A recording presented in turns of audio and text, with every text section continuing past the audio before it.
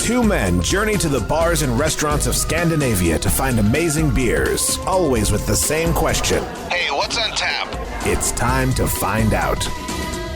All right, welcome to What's on Tap podcast. I am your host, Stefan. I'm your host, Martin. And this is your weekly beer review podcast, and we are going to review some beers. Today it is Dugas Palooza episode. We have 3 Dugas stouts, and they are all ranging from the 13% to 14% range. Yes. So, a big question. Are these Christmas beers? They came out at Christmas time, and they do have the word saint in the title. So you could argue that, yes, they are. I would say they are just imperial stouts that Dugas put out that just happen to come out around Christmas time. Great. However, having said that, if they'd come out and we had included them in our System Malaget Christmas episode, then they would have been Christmas beers. But now that it's well past Christmas, a brand new year and not no longer Christmas, these are not Christmas beers. Exactly. And since we have 3 beers, we need some help from friends to finish them, or we will become drunk and disorderly. Which is not uncommon for our unruly podcast of becoming drunk and disorderly. True. So many times the cops have been called on us before you finish an episode. We usually have to record the endings quite often because the cops are knocking on the doors. Exactly. Because they're just so unruly. But anyway, we have Pontus and Bjorn joining us for this episode. Welcome, guys. Welcome to the episode. Thank you. What have you been up to since the last time we talked? Drinking beers. Oh, nice. Dreaming of vacation and drinking beers. Okay. Do you have a vacation plan? Moving. Oh, that's right. You're moving. Yeah. I'm moving to the Department of Disappointment. Oh. And it's a good name for an untapped venue that Pontus has created. So we will hopefully have a podcast there soon. So by the time this comes out, you will have moved and you will have... Probably. You will have. Yeah. Yeah. Knock on wood, barring any extra crazy circumstances, act of God. I might be struck by car. I was on the way home today. Hey, fingers crossed, whatever. All of Sweden might become Russian. There are a lot of possibilities here. We are much closer to Russia than I realized. Yeah. That little spot of land in between, what is it, Estonia and Poland, Kaliningrad. Yeah. It is, right? Kaliningrad, yeah.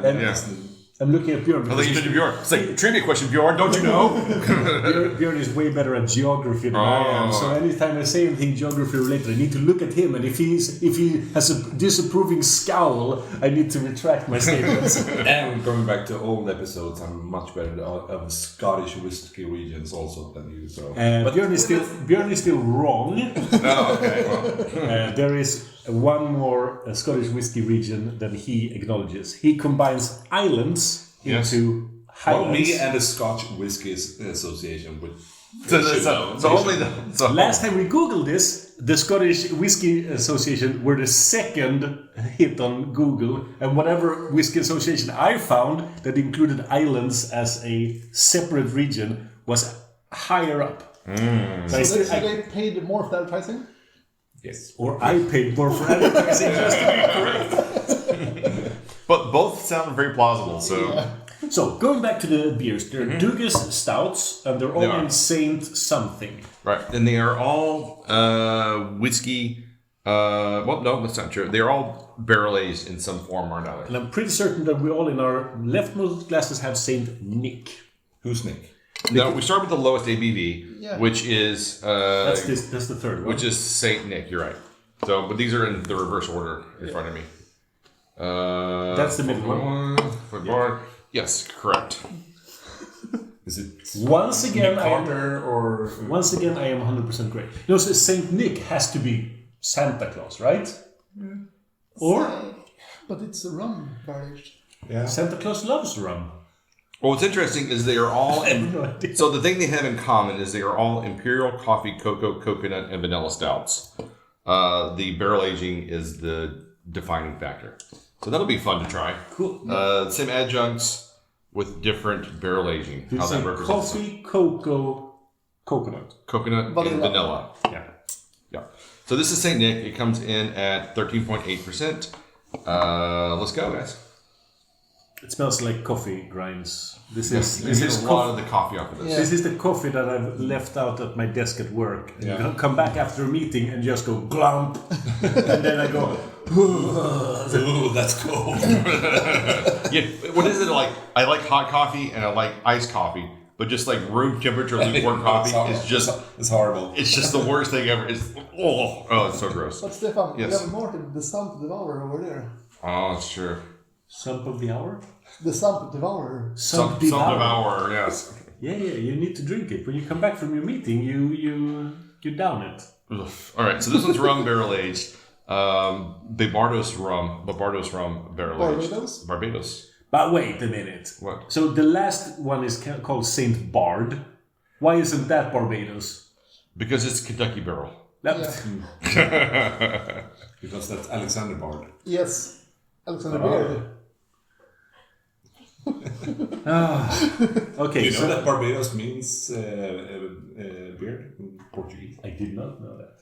See, you've learned something, Stefan. Again, facts. No, so now it probably pushes some old stuff out of your brain. You assume there's anything there to begin with. Nah. Let's try it. All right. Let's try this coffee sump smelling beer.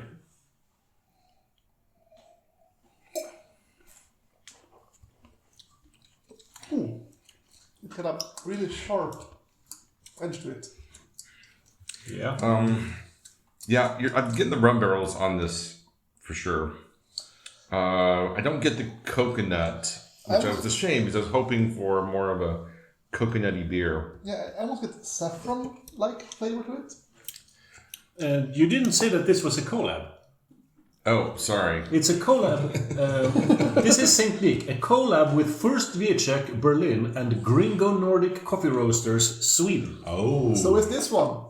They're all. I would guess that they made the base beer together. Yeah. I want an instance where they do 3 identical base beers with different barrel agings, but there are different collaborators. And you go, wait a minute, where did the collaboration come in? Just the barrel aging. That explains the high coffee. Yes. Yeah. So this is, all 3 of these, I kind of give it a little smell. They're all very coffee-forward beers, I would say.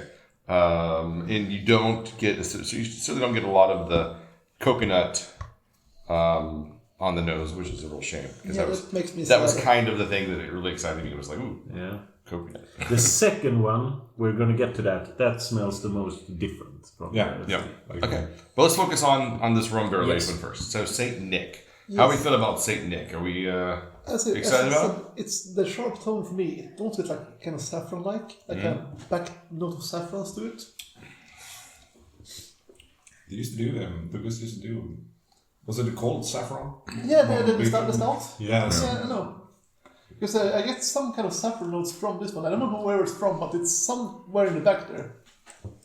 I get the feeling that somewhere here is an amazing base beer if they put too much coffee. I kind of feel the same way. I think I like the mouthfeel. I like the rum barrel aging, although I find it slightly tannic. But overall, it's not too boozy. It's very, very drinkable.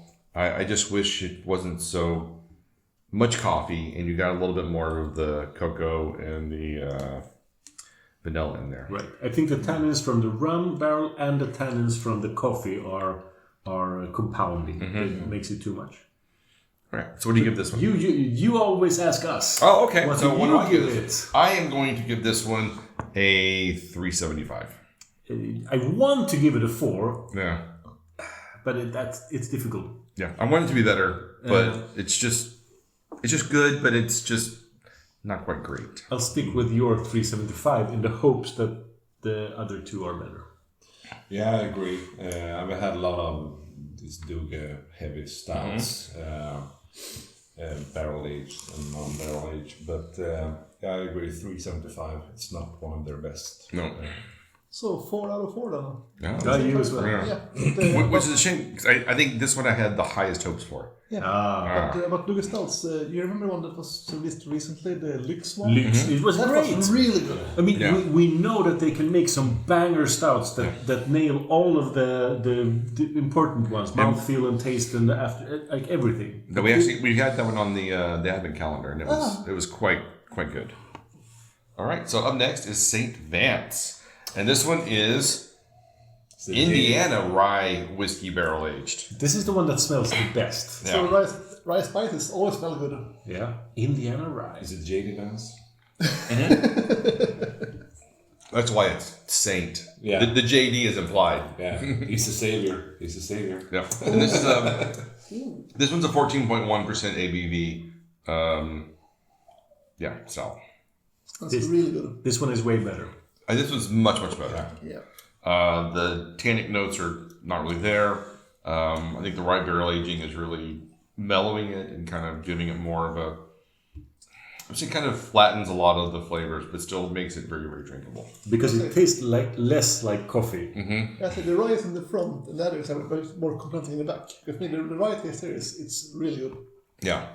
You definitely get the barrel aging on there because it's like woody notes to it, but this is much better. Yes, a bit peppery as well. Yeah. So this one I really like. Yeah, now it feels much better. Yeah. Okay, I'm going to go with the 425 on this one. Me too. Nailed it. Anyone else? Strong 4 to 5. Yeah.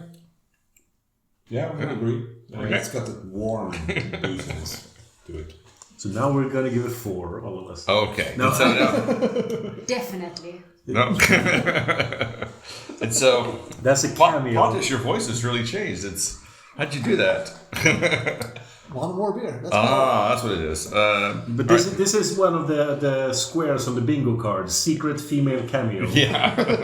If you missed it, that's your... That's your point, yeah. That's why you listen to every episode. You never know. Sometimes we have a girl on the show. Every 100 episodes. Surprise! Sooner or later, someone's going to follow all the clues and call the secret number so that they win the $1 million. Yeah. I'm just wondering why we still have $1 million on a bank account ready to pay out to a listener that figures out the clues. But maybe that's just me. But that's kind of fun of the treasure hunt. That's a surprise. Yes. That's why people keep listening. That's why we have so many millions of listeners. Yeah. So next up is a Dugas St. Bard, and it is the Kentucky bourbon barrel aged version of this. And it says in the descriptive notes, "This is St. Bard." Really? Look, I mean, Dugas is really laying it out for us. They are all in on descriptive notes for their beers. I say the note of this one is a bit thin, I think, for being a bourbon barrel aged. Yeah. But the taste is actually it's well balanced. I could wish it had a bit more barrel aging though in taste. I haven't tasted it. We haven't said cheers yet. Cheers. We never said for a second either, so. Okay, yeah, we didn't. All right. No. Cheers. We didn't. So Martin, Maybe really that's good. on you. Yeah, that is on me. Can I drink now? You can drink now, but you have to chug the whole thing at once. We need to follow Stefan's carefully laid out rules. Otherwise, it won't get published. So Martin, so we say follow the leader. Exactly. The way to do it is I have to go back and edit out all of important stuff because he's not following the rules. Exactly. It's just going to be white noise. What do you think? We agree with you. No, that's too mean. Martin, instead replace him with some random Danish chatter instead. Chocolate. What we'll do is I'll just take some Swedish chef from the Muppet Show, and then whenever it's Bjorn's turn, he'll just be the Swedish chef. Berg stout. Now, honestly, if I had that kind of free time, I would totally You do trash that. talk me when I'm not on the show. You trash talk me when I'm on the show. Come on. Just love. This is how we show our love. It is how we show our love. I mean, Alright. no one in the world has given you more commercial space than us. That's true. But yes, so I'm going to step now. Guys, what do you think about it? Is it good? How does it taste? I would say of the 3, it is definitely my second favorite. Spot on. It's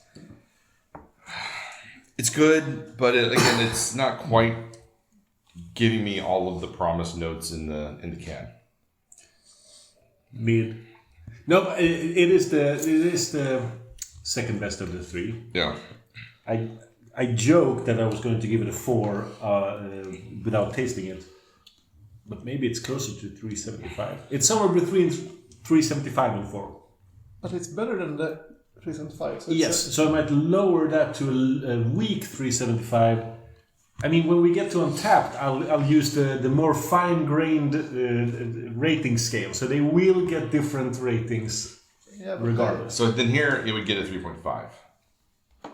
Yeah. But we only do 25% Okay. still here, so... In this show, 3.75, 4.25, 4. Yeah. Yeah. Yeah. On this show. Yeah, I think that's where I think the consensus, without having to ask everyone else, because you guys spend far too much airtime as it is. Everyone seems to be Wasting our oxygen. No, but glad to do it. This is I mean. got This is the such a impression mean that episode. Bjorn, you were also going to say 4, unless I'm... Yeah, I agree. Yeah. It's a 4 for me. And you A also strong think 4, 4, I will say. Pontus. Yeah. It's a strong 4. Pontus doesn't dare to speak now. He's just showing 4 with his hands. But he just keeps throwing the middle finger 4 times. It's kind of a weird way to count. Yeah. Yeah, these were fun to try. I'm really glad we got to try all 3 of them together. They probably would have benefited from being drunk individually more than as a collaborative account. Maybe. After this, we might do the cuvée. Oh, well, cuvée would be pretty... Hey, you know what? Cuvée time! Okay. Okay, so cuvée is we just dump all of the beers together and then we try it as one. So, muddle. Cheers. All right, cheers, guys. It smells way boozier now for some reason. Oh, it does, doesn't it? It smells better as well. More well balanced. Oh my god, there's so much coconut. It's crazy. There's not. No, but I say, it's actually better than by themselves. No, it's not better than the... We ruined The rye. the Saint but Vance. we improved the 2 worst ones. Yeah, so I would say we've actually brought the 2 worst ones up and only slightly lowered the rye. So Yeah. it was an improvement overall. Yeah, and I would say that, oddly enough, much more chocolatey. And the coconut, and the coffee isn't quite as strong. I get much more of a rich chocolate flavor off the stout. I agree. Also the mud cake flavor, like. So there you go.